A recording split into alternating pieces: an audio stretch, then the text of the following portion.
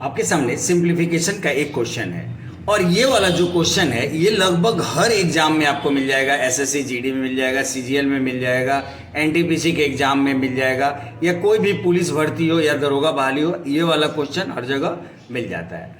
अब इस क्वेश्चन को बनाने का बहुत ही बेहद ही आसान तरीका होता है। सबसे लास्ट में जो फ्रैक्शन दिया हुआ है 2/3, आप उसको यहाँ पे लिख लीजिए 2 और फिर 3।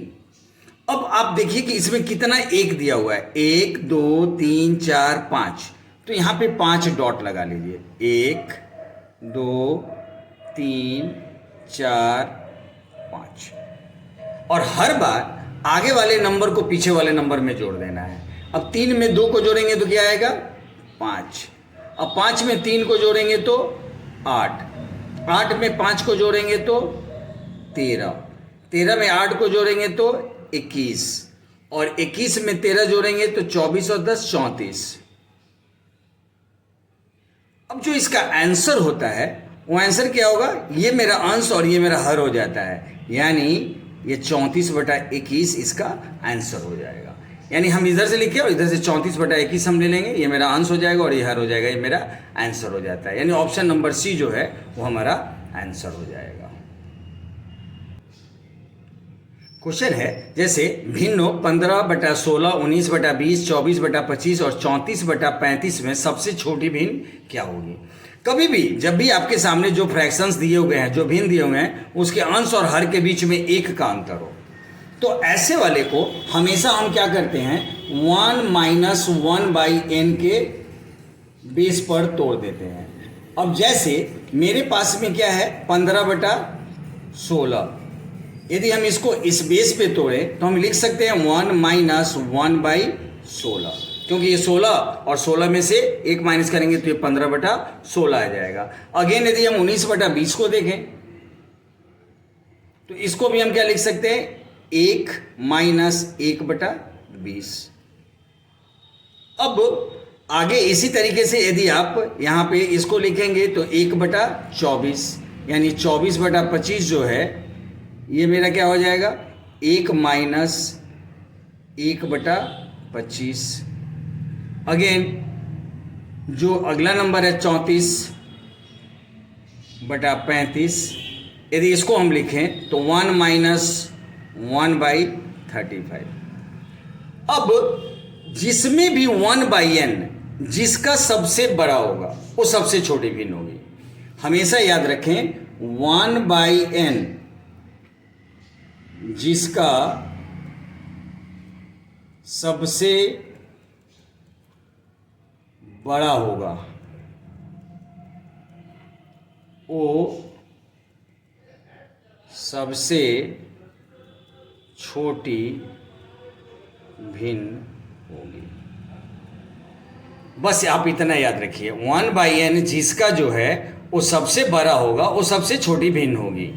अब यहाँ पे 1/16, 1/20, 1/20, सबसे बड़ा कौन है इसमें 1/16, यानी ये वाला जो भिन्न होगा वो सबसे छोटा होगा। और 1/16 किसका था 15/16 का, यानी 15/16 है वो मेरा क्या होगा सबसे छोटा भिन्न होगा 15/16, यानी हमारा आंसर जो होगा वो क्या होगा 15/16 हो जाएगा। मैंने आपको बताया कि सीधा सा बात है, इसको आपको लिखना है किसमें 1 - 1/n में, और 1/n जिसका सबसे बड़ा होगा वो सबसे छोटी भिन्न होगी। ये दिमाग में रखे। तो 1/n यानी 1/16, 1/20, यहाँ सबसे बड़ा क्या है 1 का 16वां भाग, 1 का 20वां भाग, यानी सबसे बड़ा क्या है 1/16, यानी 1/16 किसका है 15/16 का, यानी 15/16 जो है सबसे छोटा भिन्न होगा। जिसका 1/n सबसे बड़ा होगा वो सबसे छोटी भिन्न होगी, और जिसका 1/n सबसे छोटा होगा वो सबसे बड़ी भिन्न होगी। बस इतना दिमाग में रखना है। जैसे फ्रैक्शन के सिंप्लीफिकेशन का एक क्वेश्चन आपके सामने दिया हुआ है। अब इस क्वेश्चन में जो ये लेफ्ट हैंड साइड है इसको हमको पहले सॉल्व करना है। तो अब क्या किए जो फ्रैक्शन लिखा हुआ दिया हुआ है आप इसको सीधा लिख लीजिए 7/9, और ये फ्रैक्शन जब चेंज हो गए इसको सीधा रेसिप्रोकल इसका उल्टा कर देना, यानी ये हो गया 9/7। अब यहाँ पे ये 7 दूना 14, 14 में से आप 9, सीधा जो इसका बेस है 7 दूना 14, 14 में से आप 9 घटाएंगे तो क्या आएगा 14 में से आएगा तो 5 आएगा। अब ये जो हो जाएगा आपके सामने 5/7। अब इसको फिर पलट दीजिए, यानी हर बार ये अपना रेसिप्रोकल ले लेगा, यानी अब ये हो जाएगा 7/5। अब ये 5 से 5 दिए 15, 15 में आप 7 जोड़ देंगे तो हो जाएगा 22/5। अब इस 22/5 का आपको रेसिप्रोकल करना है, 5/22 हो जाएगा। ये रेसिप्रोकल हर माइनस नहीं है, हर बार इसका उल्टा लेना है आपको, यानी 5/22 हो जाएगा। अब हमको निकालना क्या है, 5/22 और प्लस 17/22, यानी ये 22/22 ये कैंसिल हो जाएगा एक बार में। इसका यानी ऑप्शन नंबर डी जो है ये हमारा आंसर हो जाएगा। बस हमेशा आपको यही करना है, जो नीचे वाला फ्रैक्शन है इसको आप रेसिप्रोकल यानी इसका उल्टा कर दिए। 7/9 दिया तो अब 9/7 कर दिए। अब 7 दूना 14, 14 में से 9 माइनस कर देंगे, ये 9 माइनस करेंगे तो ये आएगा 5/7। फिर इसको हम उल्टा करके लिख देंगे 7/5। अब 5 से 3 में गुना करेंगे तो 15, 15 में 7 जोड़ेंगे तो 22/5। फिर इसको उल्टा करके लिख देंगे 5/22। अब 5/22 17/22 को जोड़ेंगे, हमारा ऑप्शन नंबर जो है वो डी इसका आंसर हो जाएगा। फ्रैक्शन के सिंप्लीफिकेशन में एक क्वेश्चन आपके सामने ये वाला दिया हुआ है। अब हम इसमें राइट साइड वाले को सॉल्व करते हैं। राइट साइड वाले को सॉल्व करने के लिए अगेन हम वही तरीका यूज करेंगे। यहाँ पे ये हो जाएगा आपके सामने 4 3 12 और 1 13/4। अब ये हो जाएगा 13/4। अब ये 13/4 को हम यहाँ पे उल्टा इसका रेसिप्रोकल लिख देंगे 4/13। अब ये 13 एकम 13 और 4 17/13 हो जाएगा, और इसका उल्टा हम लिख देंगे क्या, 13/17। अब ये 13/17 यानी इसका टोटल आउटपुट हमको क्या मिलेगा, 13/17। अब ये 13/17 को हम क्या भेजेंगे, इधर भेज देंगे, यानी 2 माइनस 13/17 जो है ये बराबर क्या होगा, x का वैल्यू होगा, यानी 17 दूना 34, 34 में से हम यदि 13 घटा देंगे तो क्या आएगा 21, 21/17 हमारा आंसर हो जाएगा, यानी ऑप्शन नंबर बी जो है ये हमारा आंसर हो जाएगा। ऐसे वाले को सॉल्व करने का सबसे बेस्ट मेथड यही है। यहाँ पे हम क्या करेंगे, 4 3 12 1 13/4, इसको उल्टा करके लिख दिए 4/13। अब इस 13 वाले से फिर 1 में गुना करेंगे तो 13 और 1 जोड़ देंगे, यानी यहाँ पे 13 और 4 ये 17/13। अब इसको फिर उल्टा करके लिख देंगे 13/17। अब यहाँ पे हम पहुँच गए, अब ये उठा के हम इधर भेज देंगे, यानी इसको बनाने का सबसे द बेस्ट तरीका यही है, यानी 21/17 यानी ऑप्शन नंबर बी जो है वो हमारा आंसर हो जाएगा। फ्रैक्शन के सिंप्लीफिकेशन का एक क्वेश्चन और भी आपके सामने है। a/3 बराबर है b/4 बराबर है c/7, तो a + b/c का मान क्या निकालना है। ऐसे क्वेश्चन में हमेशा a का मान 3, b का मान 4 और c का मान 7 ही हो जाता है, क्योंकि यदि इसको आप कांस्टेंट करेंगे तो ये 3k हो जाएगा, b = 4k हो जाएगा, c = 7k हो जाएगा, यानी 3 4 और 7। तो यदि हम इसको जोड़ेंगे तो क्या हो जाएगा, 3 + 4 + 7 और फिर बटा c का वैल्यू मेरे पास में क्या है 7, यानी 4 3 7 और 7 14 और बटा 7, 7 से इसको कैंसिल करेंगे तो क्या आएगा 2, यानी ऑप्शन नंबर बी जो है ये हमारा आंसर हो जाएगा।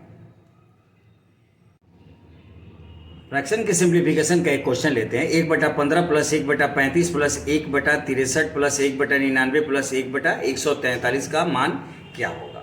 अब ऐसे क्वेश्चन को कैसे सॉल्व करते हैं, जैसे 1/15 को हम ऐसे लिख सकते हैं 1/3 × 5, यानी ये जो है आपके सामने क्या है 1/n × n + 2 है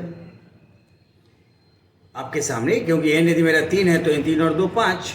अब एक लाइन इसमें याद रखने की क्या जरूरत है, 1/n × n + 2 जो है ये इक्वल होता है किसके, 1/2 × 1/n - 1/n + 2k, ये हमेशा इसके बराबर होता है। बस इसी का सारा खेल हम यहाँ पे करेंगे। अब जैसे 1/15 है, यहाँ पे क्या करेंगे, सब में से 1/2 बाहर आ जाएगा, यानी सब में से 1/2 बाहर आ जाएगा, यानी 1/2 और इनटू मेरा n क्या है 3, तो यहाँ पे 1/3 और फिर क्या आएगा -1/5 आएगा, फिर प्लस यदि हम यहाँ करेंगे तो 5 और 7, तो यानी 1/5 और फिर -1/7। ऐसे यदि इसको हम फिर करेंगे तो +1/5 1/7 और फिर -1/9, यानी हर बार ये इसमें इस फॉर्म में टूटता चला जाएगा। इसमें क्या होगा, ये डॉट डॉट डॉट डॉट आगे जाएगा और ये आ जाएगा लास्ट में 1/11 - 1/13। अब ये सारा वैल्यूज जो है इंटरनल सारे वैल्यूज कट जाएंगे। अब मेरे पास क्या बचेगा, 2 वैल्यू ही बचेगा, और 2 वैल्यू क्या बचेगा, एक बचेगा 1/2 इंटू 1/3 माइनस 1/13। यदि हम इसको सॉल्व करें तो क्या होगा, 1/2 गुना एलसीएम हो जाएगा इसका 39 और 13 - 3 यानी 10/39। 2 से ये 5 टाइम्स कट जाएगा, यानी इसका आंसर आएगा 5/39 यानी 5/39 इसका आंसर होगा। यानी ऑप्शन नंबर ए जो है ये मेरा आंसर हो जाएगा।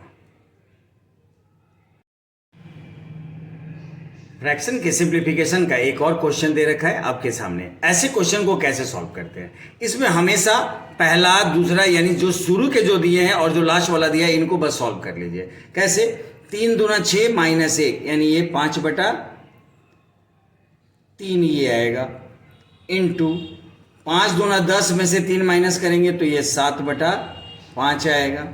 अब आप यहाँ क्या देख रहे हैं कि ये इसका अंश से आगे कटते जा रहा है, और यदि आप यही डॉट डॉट डॉट करके ले जाएंगे तो यहाँ से क्या आएगा, 101 में 2 से गुना करेंगे। अब देखो, अब यहाँ पे इसका हर बचा है तो यहाँ पे इसका अंश बचेगा। अब ये हो जाएगा, इसमें करेंगे तो 2002 और 2002 में से 999 माइनस कर देंगे तो ये आएगा 1003 और बटा 1001।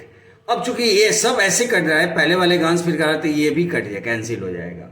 यानी जो हमको आउटपुट आएगा वो मेरा आउटपुट क्या आएगा, 1003 और बटा पहले वाले। यदि पहले वाले का हर तो आखिरी वाले का अंश बचता है, यदि पहले वाले का अंश तो लास्ट वाले का हर बचता है। बस इतना ही दिमाग में रखना है। तो पहले वाले का हर बचा है तो यहाँ नीचे हर, तो लास्ट वाले का अंश बचेगा, यानी 1003/3 जो है ये हमारा आंसर हो जाएगा। यानी ऑप्शन नंबर सी जो है ये हमारा आंसर है। फ्रैक्शन के सिंप्लीफिकेशन का एक क्वेश्चन ऐसा भी देता है जैसे 1 - 1/n² इंटू 1 माइनस यहाँ पे 1 जैसे यहाँ 2 का स्क्वायर, यहाँ 3 का स्क्वायर, ऐसे कहाँ तक चला जाएगा, 1 - 1/10 का स्क्वायर। ये किसके बराबर है। अब ये कॉन्सेप्ट कैसा है, तो 1 - 1/n², जैसे 1 - 1/n² ये हमेशा किसके इक्वल होता है, तो ये होता है n - 1/n इंटू n+1/n के इक्वल होता है। अब पहले वाले में मेरा क्या है, n 2 है, तो यदि हम इसको सॉल्व करेंगे तो ये क्या आ जाएगा, 2 - 1 आ जाएगा, 1/2 गुने और 2 और 1 3/2 आ जाएगा। फिर अगेन यदि हम यहाँ देखेंगे तो यहाँ n मेरा 3 हो जाएगा, तो 3 - 1 यानी 2/3 और गुने 3 में 1 जोड़ेंगे तो ये 4/3, और ये ऐसे ही आगे की ओर जाते रहेगा। जब लास्ट में हम यहाँ जाएंगे तो ये क्या आएगा, यहाँ पे n हो जाएगा मेरा 10, तो 10 - 1 यानी ये 9/10 हो जाएगा, और गुना फिर क्या होगा 10 और 1 11/10, ये नीचे वाला हो जाएगा। अब देखेंगे कि इसमें का सारा इंटरनल कैंसिल हो जाएगा। जैसे देखो 3 3 2 2 ऐसे ही आगे जाएगा, 3 4, ये सारा इंटरनल इसका कैंसिल हो जाएगा। सिर्फ बचेगा क्या, तो पहले वाले का बचेगा 1/2 और लास्ट वाले का बचेगा 11/10। बाकी जितना भी इंटरनल में होता है ना ये सारा का सारा कैंसिल हो जाता है। यानी ओवरऑल वैल्यू मेरा पे क्या आएगा, 11/20। यानी ऑप्शन नंबर सी जो है ये हमारा आंसर हो जाएगा। बस याद रखने की चीज़ यही है, 1 - 1/n² दिया हो तो ये ऑलवेज इक्वल होता है n - 1/n इंटू n+1/n के।